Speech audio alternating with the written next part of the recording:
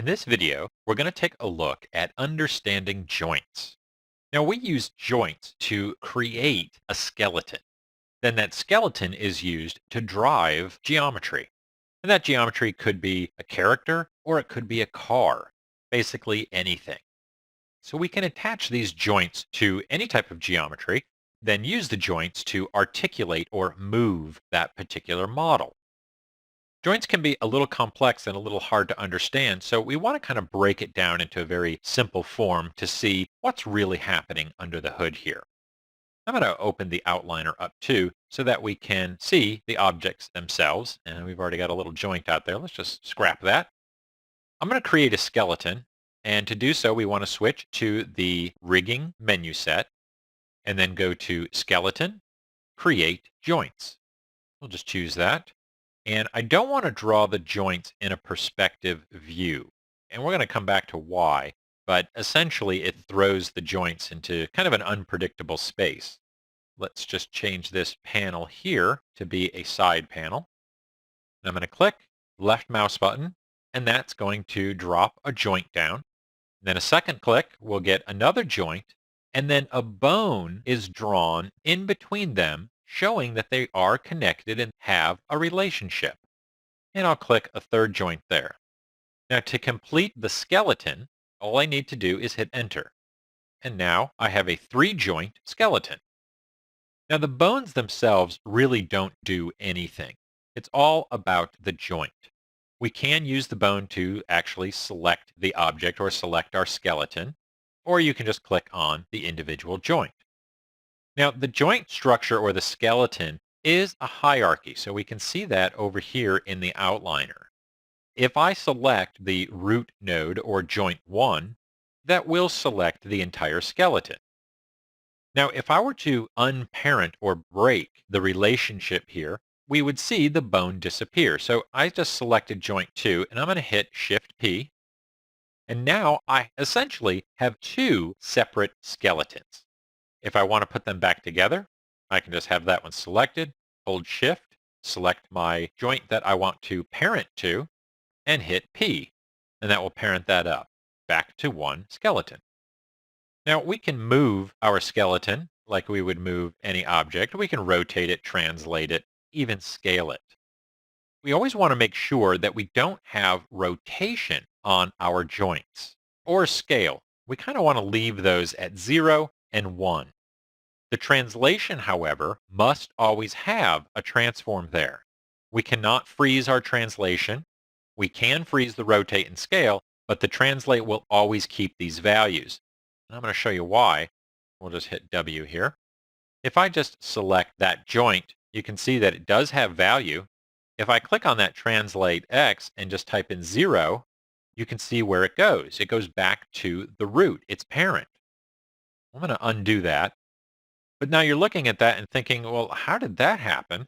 Because if I were to move this 6 units in the X, that doesn't take it in that direction. Let's just go to a quad view here.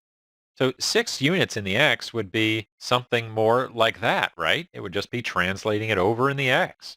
So why did it go all the way back to the root?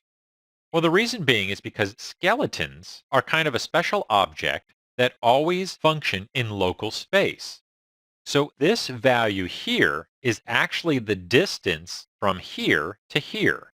And why is it the X? Well, if I select the root, and I'm just going to turn the scale tool on just so you can see it, but look way in there. See there's a red line? If I choose R, that's going to show me the local coordinates.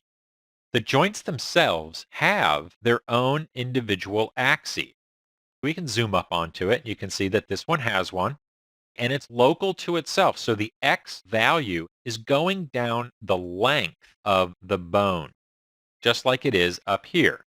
And if I just turn that scale tool off, you can see it. So that's the local transform. If I'm looking at this joint and I say, hey, move 6.699 units in the X, if it's local, it's going to be local to its parent, which is the X. So that's the distance. It's 6 units basically from here to here. So that's why it goes all the way back to 0, because this guy is looking to see what this guy is doing. And that's where it's getting its position from. It's not being positioned in world space, which would be something like 2 units in the Z. It's being positioned by its parent, and that's where it gets its transformations from. We always want the local axes to be oriented properly, and they can get screwed up, but we have tools to fix that.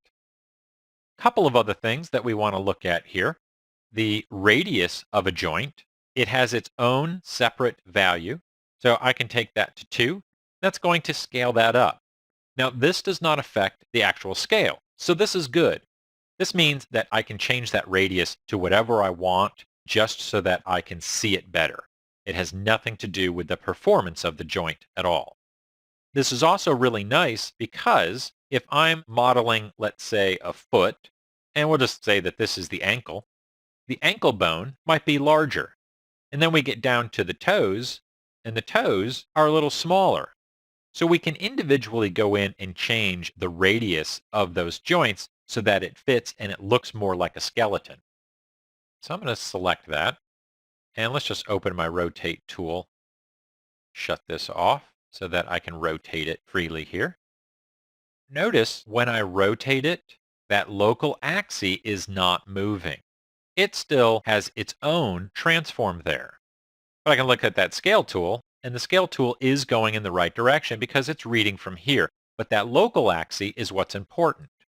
So we always want to look at our joints and make sure that that local axis is oriented properly.